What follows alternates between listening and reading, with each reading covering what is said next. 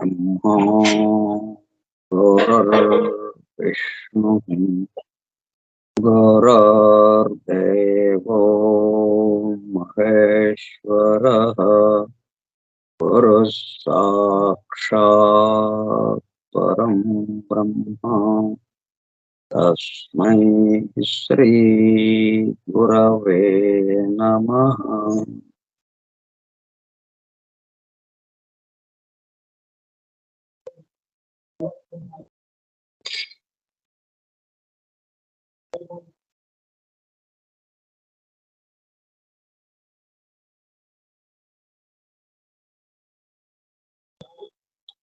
వాసుదేవ హల్లెలూయా.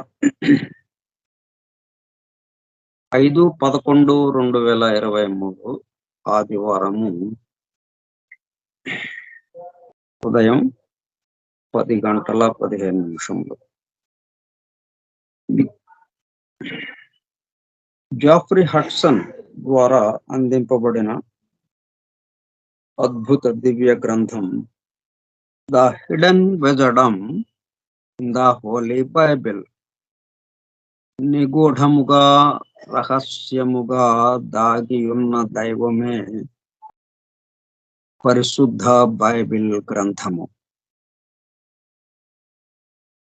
Bible రహస్య ప్రకాశం Skype group సోదర సత్యాన్వేషక బృందమునకు స్వాగతం. అందరకు నమస్కారం.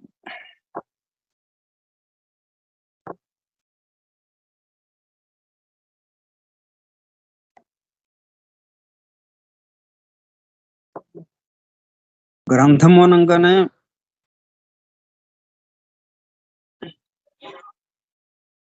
ఏదో ఒక విషయం చెప్తూ ఉంటుంది, అది మనకి తెలియని విషయం అయి ఉంటుంది. మనకి తెలియని విషయాన్ని తెలియచేసేది గ్రంథము.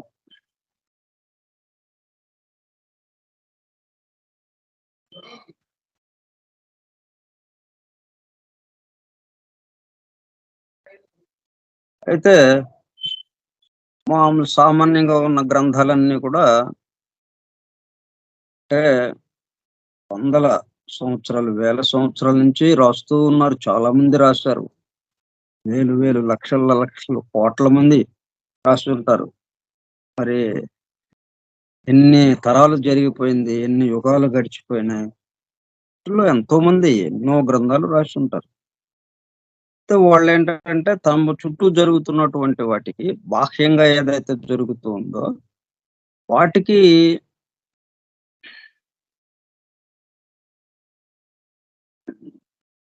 స్పందించి, అంటే దాంట్లో ఏదో పొరపాటు కనిపిస్తుంది, ఇలా కాకుండా ఉంటే, అంటే దానివల్ల ఏమవుతుంది, మానవాళి బాధపడుతున్నారు, ఇలా కాకుండా ఇంకొక విధంగా ప్రవర్తిస్తే మానవాళి సుఖశాంతులతో ఉండొచ్చు కదా అన్న భావనతో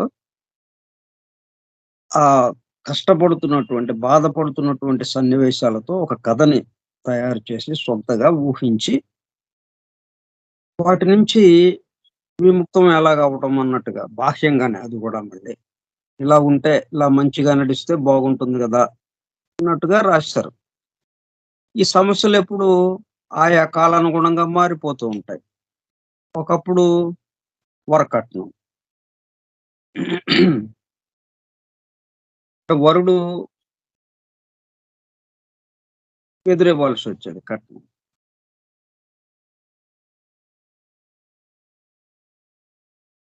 ఒకప్పుడు పెళ్లి కొడుకే కట్నం ఇవ్వాల్సి వచ్చేది. అప్పుడు అట్లాగా ఆ వరకట్నం అనే సమస్యతో అది లేకుండా ఉంటే ఎలాగుంటుందో అన్నట్టుగా కొన్ని నవలలు, కొన్ని నాటికలు అలాగా వచ్చినాయి. ఆ సమస్య అయిపోయింది. ఇప్పుడు మళ్ళీ ఏంటి, స్త్రీ కట్నం ఇవ్వటం. పురుషుడికి స్త్రీ కట్నం ఇవ్వటం. ఇప్పుడు సమస్య అది. అందువల్ల వీళ్ళేంటంటే అవి కాలానుగుణంగా మారిపోతుంటాయి. దాంతో ఆ వరకట్నం ఉన్న నవలకి ఇక ప్రాధాన్యత లేదు. ఇప్పుడు ఈ స్త్రీ కట్నం మీద, స్త్రీ ఇచ్చే కట్నం గురించిన సమస్య మీద ఏదన్నా ఉంటే అది ప్రస్తుతం చదువుతూ ఉండటానికి బాగుంటుంది. కానీ దానికి అదసలు ఎందుకొచ్చింది? ఇవన్నీ వీటికి సంబంధించిన విషయాలు దాంట్లో పూర్తిగా లేకపోవటం. అన్నీ బాహ్యంగానే. ఎఫెక్ట్ వరకే. అంటే వ్యక్తి సృష్టిలో జరుగుతున్నటువంటిది మాత్రమే. కాజ్ అనేది లేకుండా ఎఫెక్ట్‌ని చూస్తూ ఇలా ఉంటే బాగుంటుంది, అలా ఉంటే బాగుంటుందన్నట్టుగా రాసే గ్రంథాలవి. అందువల్ల వాటికి పెద్దగా ఆహ్, ఆదరణ, ఎక్కువ కాలం ఆదరణ ఉండదు. ఎందుకంటే సమస్యలు మారిపోతుంటాయి గాబట్టి, ఆ భాష మారిపోతుంటుంది, ప్రదేశాలు మారిపోతుంటాయి, సంప్రదాయాలయి మారిపోతుంటాయి, ఆలోచన విధానాలు మారిపోతుంటాయి, స్వభావాలు మారిపోతుంటాయి. అందువల్ల అవి పెద్దగా లెక్కలోకి రావు. కానీ పవిత్ర గ్రంథాలు అవి ఎల్లప్పుడూ ఉండేదానికి సంబంధించి. ఈ సమస్యలన్నీ ఎందుకొస్తున్నాయి? Man no థైసెల్ఫ్. నిన్ను నీవు తెలుసుకోకపోవటం వల్ల వస్తున్న సమస్యలివి. నిన్ను నీవు తెలుసుకున్నావా? సమస్యలు లేవింక. పూర్ణ శాంతి, ప్రశాంతి. నిన్ను నీవు తెలుసుకో. అది పవిత్ర గ్రంథాలు మనకి అందజేసే ఉపదేశం. ఎలా తెలుసుకోవాలి మరి? అంటే ఇదిగో పద్ధతులు. దాంట్లో ఈ సృష్టి యొక్క అమరిక, కూర్పు ఇవ్వబడింది. దాంతో మనం ఏంటో తెలుస్తుంది. దాని యొక్క కూర్పులో మనం ఎక్కడున్నామో, మన విషయం ఏంటో తెలిసిపోతుంది. తద్వారా మన యొక్క అసలైన స్థితి ఏంటి? ఇక్కడ ఉన్నదేంటి అనేది అర్థమవుతుంది. ఆ కూర్పు, అమరిక ద్వారా ఏమవుతుంది? సమస్తమందు ఉన్నది ఒకడే. ఒకడే ఇన్నిగా మారాడు అన్న విషయం మనకు అర్థమైపోతుంది. అట్లా ఏకత్వానికి వెళ్ళిపోయేటప్పుడు కల్లా ఇంక ఈ సమస్యలన్నీ ఆ ఏకత్వంలో కరిగిపోతాయి. సమస్యలు లేని స్థితిలోకి వెళ్ళిపోతాం. కదండీ! అందువల్ల ఈ గ్రంథాన్ని మనము చదవటం వల్ల ఏమవుతుంది? ఇది ఎల్లప్పటికీ పనికొచ్చే గ్రంథాలివి. అటువంటి గ్రంథాన్ని మనం అధ్యయనం చేస్తున్నాం.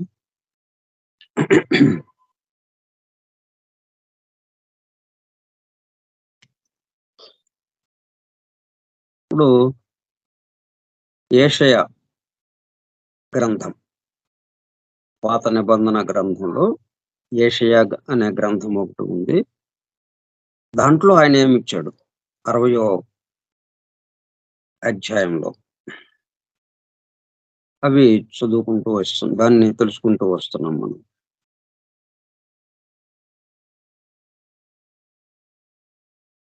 Arise, shine, for thy light is come, and the glory of the Lord is risen upon thee. ఆ ప్రభువు యొక్క మహిమ నీ మీద వర్షిస్తూ ఉన్నది. Upon thee. కాబట్టి లెమ్ము, తేజరిల్లుము. For thy light is come. నీకు కావలసిన వెలుగు నీలో మేల్కొంది. వెలుగుగా మారిపోయావు ఇక. వెలుగుగా మారిపోయావంటే ఇది నిన్న కూడా చెప్పుకున్నాం. కూర్చున్న వాడిని లేవమంటున్నాడు. అర్జునుడు కూడా కూర్చుని ఉన్నాడు. కూర్చున్నోడిని లే, లేచి నీ కర్తవ్యాన్ని నిర్వహించు అని కృష్ణుడు చెప్పాడు. కూర్చున్నాడంటే అర్థం ఏంటి? పరిమితంగా ఒక చోటులో ఒక ప్రదేశానికి పరిమితమై, ఒక దేహానికి పరిమితమై, పూర్తిగా స్థూలంగా ఆలోచించటం వల్ల ఆ విధంగా కూర్చోవటం జరిగింది. అంటే చీకట్లో ఉన్నట్టు. భావన. వెలుగు లేదింక.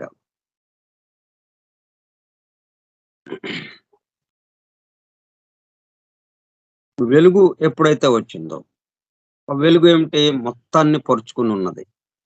వెలుగు ఒక చోట ప్రకాశిస్తూ ఒక చోట ప్రకాశిస్తుందంటే ఇంకో చోట చీకటే గదా! మనకి సూర్యుడున్నాడు అంటే, ఈ భూమి మీదే ఇంకొక ప్రాంతంలో చీకటుంది. ఇప్పుడు ఒక ప్రాంతంలో ఉన్నాడు అంటే అర్థమేంటి? ఇంకో ప్రాంతంలో లేనట్టే గదా! అట్లా కాదు ఈ సూర్యుడు. ఆధ్యాత్మిక సూర్యుడు. ఆ పరమాత్మ తత్వానికి సంబంధించిన సూర్యుడు. మనకు కనిపించే భౌతిక గోళం మాత్రమే అది సూర్యుడు. దాన్ని ఆధారంగా జేసుకొని అంతర్యామి తత్వంగా ఉన్నటువంటి, పరమాత్మ తత్వంగా ఉన్నటువంటి అసలైన సూర్యుడు లోపల ఉన్నాడు. ఆయన ఈ మొత్తాన్ని ఆవరించి ఉన్నాడు. అందుకే ఆ సూర్యుడు ఎక్కడికెళ్ళినా గాని ప్రకాశిస్తూనే ఉన్నాడు. ఎక్కడుంటే అక్కడ ప్రకాశిస్తున్నాడు. ఎందుకంటే ఆ ప్రదేశంలో అక్కడ ప్రకాశం ఆల్రెడీ ఉంది. ఆ దైవము అక్కడ ఉండడం వల్ల ఆ చోటులో అది ప్రకాశించడానికి సాధ్యపడింది. అట్లాగా మనకు ఈ మొత్తము సూర్యుడితో నిండి ఉన్నది అనేది అర్థమైంది. ఆధ్యాత్మిక సూర్యునితో. అందుకే ఆ వెలుగు నీకు ప్రసాదింపబడింది. ఇక లే అనన్నారు. లేవడం అంటే అర్థం ఏంటి? ఈ మొత్తం పరివ్యాప్తం అవ్వటం. మన సహజ స్థితిలోకి వెళ్ళడం. మన స్వస్థితిలోకి వెళ్ళడం. స్వస్థితి ఈ సమస్తము మనమే అన్నది. మరి ఇక్కడి వరకే ఉన్నాం గదా! మనం ఈ దేహంలోనే ఉన్నాము. అట్లా అనుకుంటున్నా ఈ దేహంలోనే ఉన్నాం గదా! సమస్తము మనమే ఎట్లాగవుతాము? ముందు భావనగా అనుకోవటం. ఆ తర్వాత అనుభూతిలోకి వెళ్తాం మనం. మరి మొత్తానికి సంబంధించిన వాడు అవతారం తీసుకుని కృష్ణుడుగా, రాముడుగా, బుద్ధుడుగా, మరి క్రీస్తుగా, మహమ్మద్ ప్రవక్తగా ఇట్లాగా ఎన్నెన్నో అవతారాలు తీసుకున్నారు. మహాత్ములు, పురుషులు, ఆహ్, ఋషులు వీళ్ళందరూ. మరి వాళ్ళు మొత్తానికి సంబంధించిన వాళ్ళు. కానీ ఒక దేహానికి పరిమితమై ఉన్నారు గదా! ఒక ప్రాంతానికి, ఒక దేహానికి పరిమితమై ఉన్నారు. అది అలాగున్నప్పటికీ అంటే ఈ స్థూల లోకానికి వచ్చినప్పుడు, ఈ భూలోకానికి వచ్చినప్పుడు స్థితి భేదం చేత అలాగ ఉండొచ్చు. ఉన్నప్పటికీ భావన మాత్రం సమస్తము నేనే అన్న దాంట్లో ఉండిపోయాడు. అందుకే సూర్యుడు కదలకుండా నిలబడిపోయాడు అన్నదానికి అర్థం అదన్నమాట. మొత్తం ఆయన నిండి ఉంటే ఇంకెక్కడ కదులుతాం మనం? మనం ఈ గదంతా ఖాళీగా ఉంది. ఒక మూల మనం ఉన్నాము. అప్పుడు ఆ మిగతా చోటకి మనం అడుగులు వేస్తూ ఇంకొక మూలకి వెళ్ళాం. మళ్ళా అక్కడి నుంచి ఇంకొక మూలకి వెళ్ళాం. కానీ అట్లా కాదు. ఇప్పుడు గది మొత్తం నేనే. ఇంకెక్కడ కదులుతాం మనం? అట్లగనమాట. అట్లాగే లేటర్ వర్సెస్ రెడ్ ఇంకా దీంట్లోనే ఈ 60వ అధ్యాయంలోనే ఇంకా కొన్ని వాక్యాలున్నాయి. వాటిల్లో ఏం చెప్తున్నారంటే, "the sun shall be no more thy light by day." మామూలుగా సూర్యుడంటే ఏంటి మనకి? పగలు కాంతినిచ్చేవాడు. పగలు వెలుగుని ఇచ్చేవాడు. ఇక అట్లా లేదు మనకి. ఇక పగలు లేదిక. పగలు లేదంటే రాత్రి లేదు. పగలు లేదు, రాత్రి లేదు. ఉన్నది ప్రకాశమానమైన, జ్వాజ్వలమానమైన, అద్భుతంగా ప్రకాశించే ఒకటే ప్రకాశం ఉన్నది. నిరంతరం. అది పగలు కాదు, రాత్రి కాదు. పగలన్నామంటే మళ్ళీ రాత్రి దానికి తోకుంటుంది గదా! ఇక. దాన్ని పగలంటానికి లేదిక. అంతర్యామి తత్వం. ఆ పరమాత్మ తత్వం. "Neither for brightness shall the moon give light అంటు థీ." రాత్రుళ్ళు చంద్రుడు మనకి కాంతినిస్తాడేమో, అదీ లేదు. పగలు సూర్యుడు కాంతినివ్వటం, అదీ లేదు. But the Lord shall B అంటు థీ. కానీ ఇప్పుడు మనకు వెలుగిస్తుంది ఎవరు? సూర్యుడు, చంద్రుడు కన్నులుగా కలిగినటువంటి విశ్వపురుషుడు ఒకడున్నాడు. పురుష సూక్తంలో అదేగా చెప్పింది.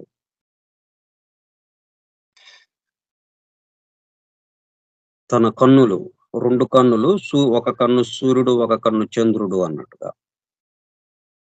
ఆ విశ్వపురుషుడు యొక్క కన్నులు. ఆ పురుషుడు ఇది ఆ మొత్తం వెలుగులో కలిసిపోయిందిక. ఆ విశ్వపురుషుడు యొక్క వెలుగులో. Lord shall B unto థీ an everlasting light. మనం విశ్వపురుషుడిలో భాగమైపోయాం. విశ్వపురుషుడుగా అయిపోయాం. విశ్వపురుషుడికి ఈ సూర్యుడు కాంతి ఇవ్వడం కాదు. సూర్యుడికి ఈయన కాంతినిస్తుంటాడు.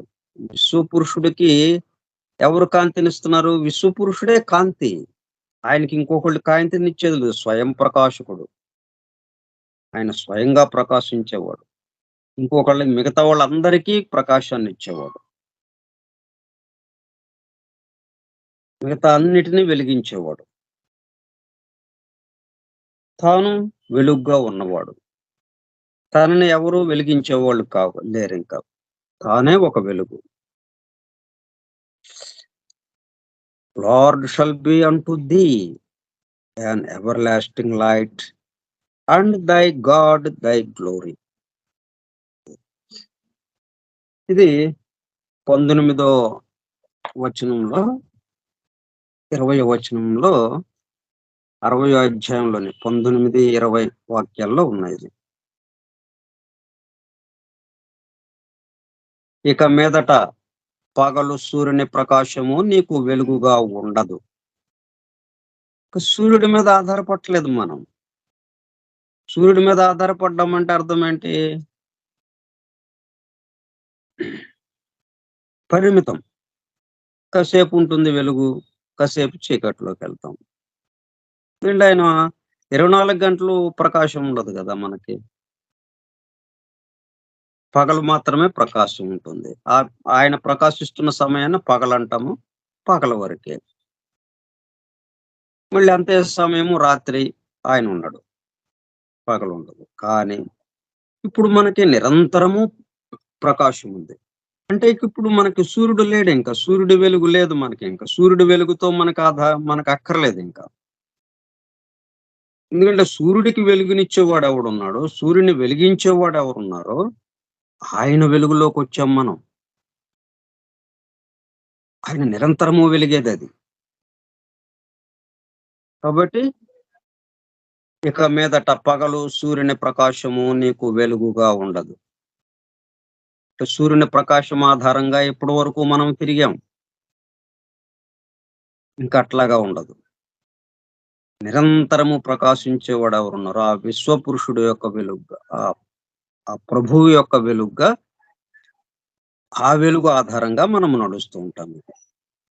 దానికి పగలు రాత్రి ఉండదు ఇక. కాసేపు ఉండటం, కాసేపు ప్రకాశించడం, కాసేపు ప్రకాశహీనంగా ఉండడం, ప్రకాశం లేకుండా ఉండడం లేదు ఇంకా. నిరంతరము శాశ్వతంగా ఎల్లప్పుడూ ప్రకాశం ఉంటుంది.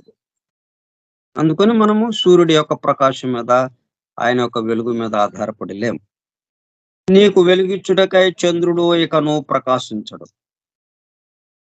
రాత్రులు అంటే ఒకరోజు అస్సలు కనపడకపోయినా, మిగతా రోజుల్లో అమావాస్య రోజు కనపడకపోయినా, మిగతా రోజుల్లో కొద్ది కొద్దిగా కనిపిస్తూ మనకి వెలుగునిస్తూ ఉంటాడు. పౌర్ణమి రోజు పూర్తి వెలుగిస్తాడు. ఆ ఒక్కరోజే పూర్తి వెలుగిచ్చేది. అట్లే ఆయన వెలుగుతో మనకి పని లేదు.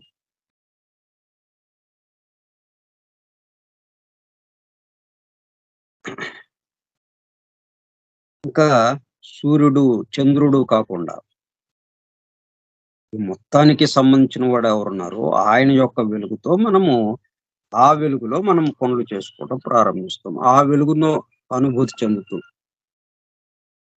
యెహోవాయే నీకు నిత్యమైన వెలుగవును. మన వెలుగేంటి ఇప్పుడిక? యెహోవా. అంటే ఈ మొత్తానికి సంబంధించిన పరమాత్మ తత్వం. ఇక్కడ బైబిల్‌లో మనకి యెహోవా అనే పేరు వచ్చింది. ఇంకొక పవిత్ర గ్రంథంలో ఇంకొక పేరు ఉండొచ్చు. ఇంకో పవిత్ర గ్రంథంలో ఇంకో పేరు ఉండొచ్చు.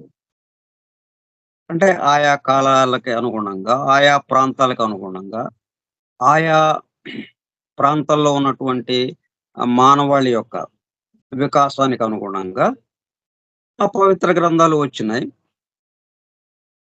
దానికి అనుగుణంగా దాంట్లో ఆ పేర్లు పెట్టబడ్డాయి. అంతవరకే మనం తీసుకోవాలి.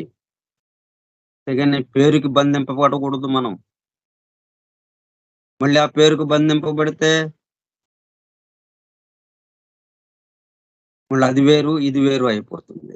మనం ఇంత కష్టపడి ఆ ఒకే ఒక్క వెలుగులోకి వచ్చి కూడా మనం సూర్యుడి యొక్క వెలుగుని, చంద్రుడి యొక్క వెలుగుని కాదని ఒకే ఒక్క వెలుగు ఏదైతే ఉందో నిరంతరము ప్రకాశించేది. అక్కడికొచ్చి కూడా మనము బురదలో కాళ్ళేసినట్టు అయిపోతుంది. పేర్లు ఆయా కాలాలకు అనుగుణంగా, ఆయా ప్రాంతాలకు అనుగుణంగా పెట్టబడ్డ పేర్లవి. పేర్లకి ప్రాధాన్యత ఇవ్వకూడదు మనం.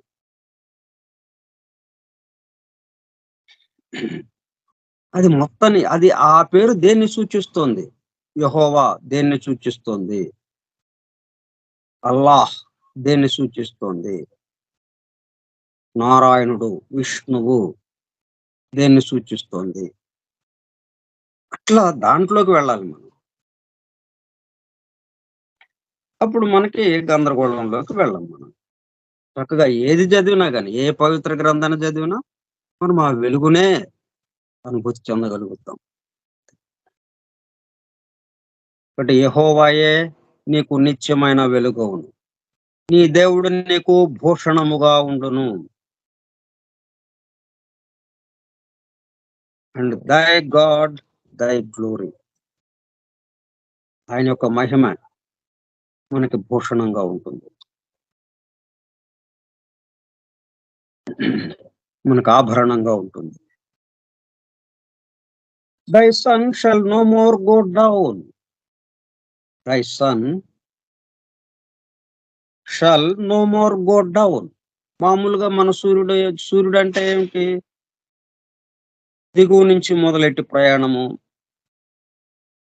నడినెత్తి మీదకొచ్చి, మరలా దిగువకి దిగిపోవటం, మరలా దిగిపోవటం. అది కదా మన సూర్యుడు. కానీ ఈ యెహోవా అనే సూర్యుడున్నాడే, యెహోవా అనే వెలుగు, ఆ వెలుక్కిక కింద పైకి ఎక్కడము, అక్కడ పైకెక్కడం ఉంది కాబట్టి దిగడం 2 లేవు. ఎక్కడం లేదు, దిగడం లేదు. ఎక్కడికెక్కుతాడు? ఒక చోట పరిమితమై ఉంటే అప్పుడు మనం ఇక్కడి నుంచి ఇంకొక చోటకి వెళ్ళటానికి అవకాశం ఉంటుంది. చోటంతా ఆయన, చోటంతా నిండిపోయి ఉన్నాడాయన. చోటంతా నిండిపోయి ఉన్నప్పుడు ఇంకా ఇక్కడి నుంచి అక్కడికి వెళ్ళటం అనేది ఎలా జరుగుతుంది? జరగదు. కాబట్టి ఆ సూర్యుడు నో మోర్ గో డౌన్. నీ సూర్యుడికను అస్తమింపడు. Neither shall thy moon withdraw itself. చంద్రుడు క్షీణించడిక.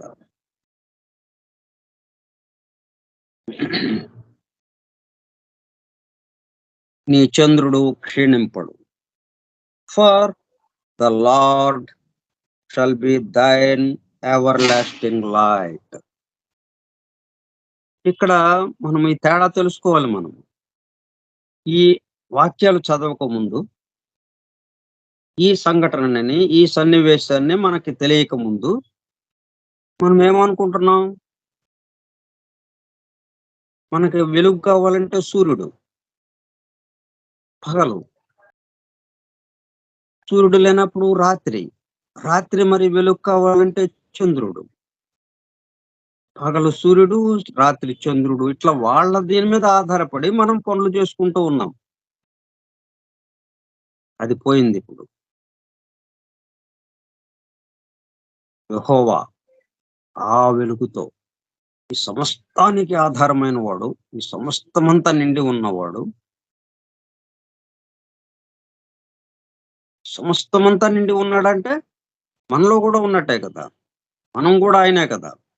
సమస్తము ఆయనతోనే నిండి ఉన్నది. ఆయన తప్ప ఇంకొకటి లేదు. కానీ మనకి అనేక రకాలుగా భిన్నత్వంగా, అనేకత్వంగా కనిపిస్తుంది. కనిపిస్తున్నప్పటికీ వాటిల్లో ఉన్నదంతా ఈ ఒక్కడే ఒకడు.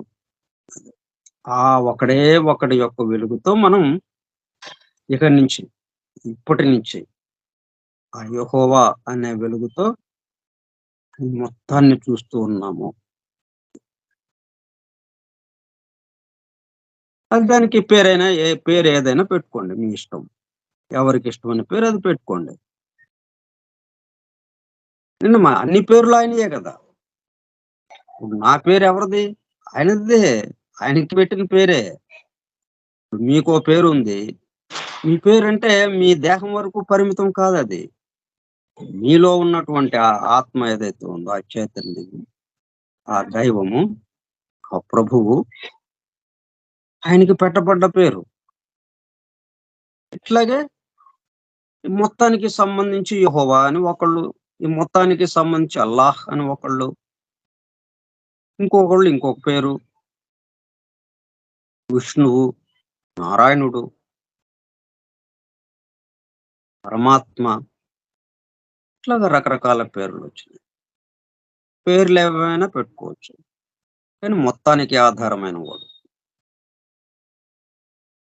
పరమేశ్వరుడు అంటాం. ఈశ్వరుడు అంటే అధికారి, చక్రవర్తి. పరమ ఈశ్వరుడు, పరమేశ్వరుడు. మొత్తానికి చక్రవర్తి. ఒకే ఒక్కడు ఎవడైతే ఉన్నాడో ఆయన. వీటిల్లో పేర్లు పెట్టలేదు. మనం పెట్టుకున్నాం ఈ పేర్లన్నీ. అందుకే గజేంద్ర మోక్షణంలో గజేంద్రుడు ప్రార్థన ఎవ్వనిచే జనించు జగమెవ్వని యందుడిందు పరమేశ్వరుడై. ఇట్లా సాగింది ఆ పద్యమంతా. ఎవ్వనిచే, ఎవరో ఆయన తెలీదు మనకి. ఎవరైతే ఇది మొత్తాన్ని సృష్టిస్తున్నారో, ఎవరైతే ఈ మొత్తాన్ని స్థితి చెందిస్తున్నాడో, రక్షిస్తున్నాడో, ఎవరైతే తనలోకి లయం చేసుకుంటున్నాడో, ఆయన్ని నేను ఎవరైతే నిత్యము సమస్తమందు వ్యాపించి ఉన్నాడో, అతన్ని నేను ప్రార్థిస్తున్నాను. ఆయనే నేను ప్రార్థిస్తున్నాను అన్నాడు. పేరు పెట్టలేదు చూడండి మరి.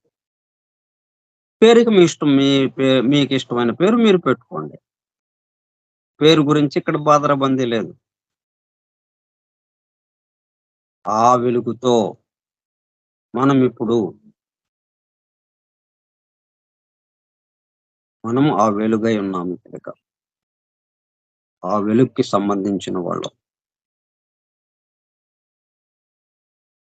కాబట్టి sun shall no more go down, neither shall thy moon withdraw itself, for the Lord shall be thine everlasting light. ఆ దైవమే, ఆ దైవము అనే వెలుగే మనల్ని నడిపిస్తూ ఉన్నది. ఎవర్ లాస్టింగ్ లైట్, శాశ్వతమైనటువంటిది. And the days of thy mourning shall be ended. మరి ఇంతకు ముందంటే మనకి జన్మించినప్పుడు సంతోషం కలిగింది, మరణించినప్పుడు దుఃఖం కలిగింది. కొన్ని కొంతసేపు ఉండి, కొంతసేపు కనుమరుగవుతున్నాయి. ఉన్నప్పుడు సంతోషం చూస్తున్నాం. లేనప్పుడు అవి మన నుంచి దూరం అయిపోయినప్పుడు దుఃఖపడుతున్నాం. ఇట్లా రకరకాలుగా ఇదవుతుంది. ఎప్పుడు జరిగింది అలాగా మనకి? పగలు సూర్యుడు, రాత్రి చంద్రుడు ఉన్నప్పుడు. అంటే వాటి మీద మనం వెలుగు కోసం మనకు వెలుగు కావాలి. ఆ వెలుగు కోసం వాటి మీద ఆధారపడి ఉన్నప్పుడు జరిగిందిది. ఇప్పుడు నిరంతరము శాశ్వతమైన వెలుగులో వచ్చేసాం మనం. ఇంకా ఇవన్నీ లేవింక. విచారించడానికి ఏం లేదక్కడిక. ఎందుకంటే మరణం లేదు. మరణం లేదు గాబట్టి జననము లేదు. మనం పుట్టాం అనుకుంటున్నాం. స్థితిభేదం చేత అలాగ అనిపిస్తుంది గానీ, వాస్తవంగా ఏం లేదక్కడ. అంతకుముందు ఉన్న వాళ్ళమే ఇక్కడ ఈ రూపం తీసుకున్నాం. వ్యక్తమయ్యాం ఇక్కడ. ఈ పద్ధతుల్లో ఇట్లా వ్యక్తమయ్యాం. ఇక్కడ వ్యక్తం అవ్వడానికి ముందు ఎంతో కాలం నుంచి ఉన్నదే ఇది. కొత్తగా వచ్చిందేం లేదు. మళ్ళీ కొంతసేపు ఆగిన తర్వాత అవ్యక్తంలోకెళ్ళిపోతాం. అదృశ్యమైపోతాం. దాన్ని మరణం అంటున్నాం. కానీ ఈ అదృశ్యమైన తర్వాత ఈ మరణము అని ఏదైతే మనం అంటున్నామో, మరణం తర్వాత కూడా మనం ఉన్నాము. స్థితి భేదం అంతే. ఈ స్థితి గాకుండా ఇంకొక రకమైన స్థితిలో, ఇంకో రకమైన లోకాల్లో, ఇంకొక రకమైన పద్ధతిలో ఉంటున్నాం మనం. మనం ఇప్పుడు ఒక ఊళ్ళో నివాసం ఉంటున్నాం. ఒక ఇంట్లో నివాసం ఉంటున్నాం. ఏదో పని మీద వేరే ఊరెళ్ళాము. ఇప్పుడు ఈ ఇంట్లో లేము మనం. ఈ ఇంట్లో లేమని చెప్పి లేకుండా ఉన్నామా మనం? అక్కడున్నాం గదా! మనం ఇవే పని మీద అయితే ఒక పని మీద ఏ ఊరైతే ఎళ్ళామో, ఆ ఊళ్ళో ఉన్నాం అక్కడ మనం. ఇక్కడ లేకపోవచ్చు. అక్కడున్నాము. ఇట్లా ఒక చోట లేము అంటే అర్థం ఇంకొక చోట ఉన్నామని. కానీ లేకపోవడం లేదు. అందుకే మరణం లేదు. మరణం లేదు గాబట్టి విచారించటము, దుఃఖపడటము లేదు. అందుకని యెహోవాయే నీకు నిత్యమైన వెలుగుగా ఉండును. నీ దుఃఖ దినములు సమాప్తములగును. దుఃఖ దినాలు లేవింక.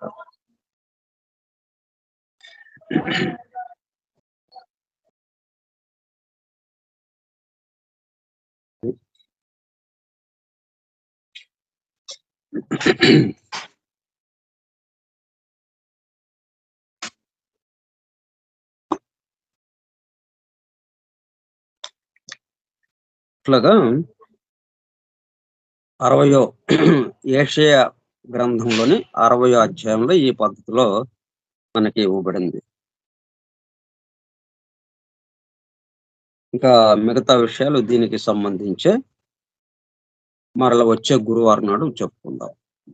స్వస్తి ప్రజాభ్యః పరిపాలయంతాం న్యాయేణ మార్గేణ మహిం మహిషాః గోబ్రాహ్మణేభ్యः శుభమస్తు నిత్యం. లోకాः సమస్తాः సుఖినో భవంతు. లోకాः సమస్తాः సుఖినో భవంతు. లోకాः సమస్తాः సుఖినో భవంతు. ఓం శాంతి శాంతి శాంతిః.